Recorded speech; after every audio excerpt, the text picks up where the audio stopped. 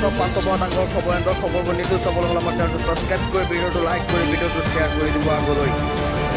ৰাহুল গান্ধীক ঘেৰি ধৰিছে বিজেপিৰ দলে। ৰাহুল গান্ধী যাব লাগিব নেকি জেলত? চাই থকা সম্পূৰ্ণ প্ৰতিবেদন।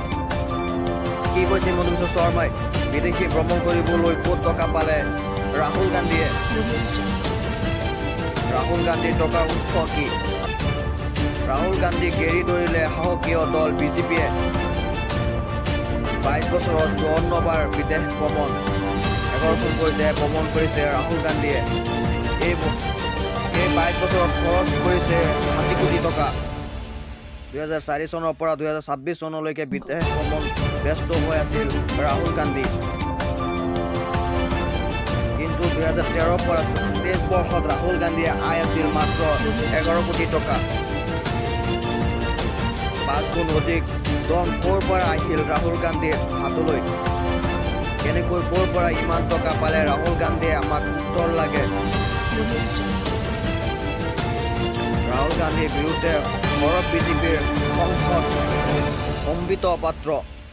বিদেশ ভ্ৰমণ কৰিবলৈ ক'ত টকা পায় ৰাহুল গান্ধীয়ে?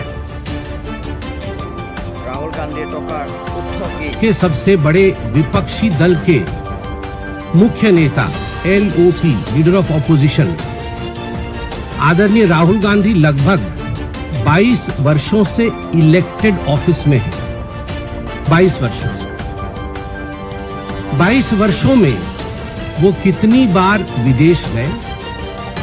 तो अभी तक जो डिक्लेयर्ड है और पब्लिक डोमेन में आया है उस सब को काउंट करके 54 फॉरेन ट्रिप्स बनता है। 22 वर्षों में पब्लिक लाइफ में रहते हुए 54 टाइम्स राहुल गांधी जी विदेश यात्रा पे गए, जिसमें कौन कौन से देश हैं? इटली है, यूनाइटेड किंगडम है, यूनाइटेड स्टेट्स है, जर्मनी है, वियतनाम है, कंबोडिया है, सिंगापुर है, बहरीन है, मालदीव्स है, कतर है, यूनाइटेड अरब एमिरेट्स है।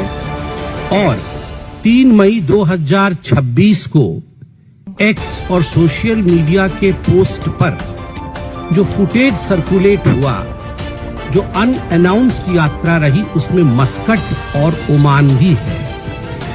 इनमें से अधिकांश जो ट्रिप है, मैंने आपको कहा 54 ट्रिप है, 54 ट्रिप्स है, इनमें अधिकांश ट्रिप्स के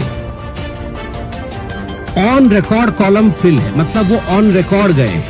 जो ऑन रिकॉर्ड नहीं है वो भी बताऊंगा। ऑन रिकॉर्ड गए हैं, उसमें पब्लिक डेटेड होस्ट पेज है, अर्थात होस्ट कब बुला रही है, डेट कब है, इसका पब्लिक डेटेड होस्ट पेज है। प्रेस आइटिनरी, अर्थात प्रेस के जो कब स्टेटमेंट जारी होंगे, प्रेस को कब संबोधित करेंगे, यह प्रेस आइटिनरी भी है। पार्लियामेंट्री रिकॉर्ड, छुट्टी रही उनकी पार्लियामेंट से, पार्लियामेंट में नहीं आए, कमेटी की मीटिंग में नहीं आए और उसका कारण विदेश यात्रा रही, पार्लियामेंट्री रिकॉर्ड है। और फोटो ट्रेल है। मैं मीडिया की पूरी उन सूचियों को भी सामने रखूंगा कि कौन कौन से अखबार में फोटो भी छपे, फोटो ट्रेल है। कहने का तात्पर्य है कि यह जो विदेश यात्रा रही। দ্বিতীয় খবৰলৈ, মুছলমানৰ ওপৰত বলপূৰ্বকভাৱে জাপি দিব নোৱাৰিব UCC। কেৱল কোৰাণ শ্বৰীফৰ মতেহে ৰীতি নীতি পালন কৰিব মুছলমানে। মুছলমানক ক্ষতি কৰিব UCCয়ে। তালাক আৰু বহু বিবাহ মুছলমানৰ ধৰ্মীয় নীতিত আছে। ইছলাম বিশ্ব কৰা সকলৰ বাক স্বাধীন কৰিব UCCয়ে। শক্তি দেখুৱাই মুছলমানৰ ওপৰত UCCয়ে জাপি দিব নোৱাৰিব। আমি মুছলমানে কেতিয়াও UCC মানি ল'ব নোৱাৰোঁ। মুছলমানৰ বাবে কোৰাণ শ্বৰীফ এক গৌৰৱ। আমি সদায় শৰীয়তৰ আইনৰ মতে চলিম। মুছলমানক হাৰাশাস্তি কৰি শান্তি পোৱা নাই এইখন চৰকাৰে। UCCৰ বিৰুদ্ধে গৰজি উঠিল উলেমা কাউন্সিল অফ ইছলামৰ। কেৱল কোৰাণ শ্বৰীফৰ মতেহে ৰীতি নীতি পালন কৰিব মুছলমানে। বিশ্বাস কৰে যে কোৰাণ শ্বৰীফ আৰু সেই ধৰ্মগ্ৰন্থৰে এটা নিয়ম হয়, এইটো নিশ্চয় মুছলমানসকলে মনত আঘাত পাব। তাৰ কাৰণ হ'ল মুছলমানসকলে যিটো ধৰ্মগ্ৰন্থ বিশ্বাস কৰে যে কোৰাণ শ্বৰীফ, আৰু সেই ধৰ্মগ্ৰন্থৰে এটা নিয়ম হ'ল আপোনাৰ এই তালাক। আৰু 2 নম্বৰ কথা হ'ল বহু বিবাহ। আৰু সেইটোত মানে প্ৰয়োজন সাপেক্ষে আমাৰ সমাজত যিবিলাক মহিলা যিহেতুৰ কোনো ৰাস্তা নাই আৰু সেই ৰাস্তা কৰাৰ কাৰণে আমাৰ পুৰুষসকলক পুৰণি সংবিধান হ'ল যে সিহঁতৰ দায়িত্ব লোৱাৰ কাৰণে এটা হুকুম আছে আৰু UCCয়ে সিহঁতে পাৱাৰ আছে বুলি যে আমাৰ ওপৰত জাপি দিব এইটো কেতিয়াও সহ্যকৰ নহয়।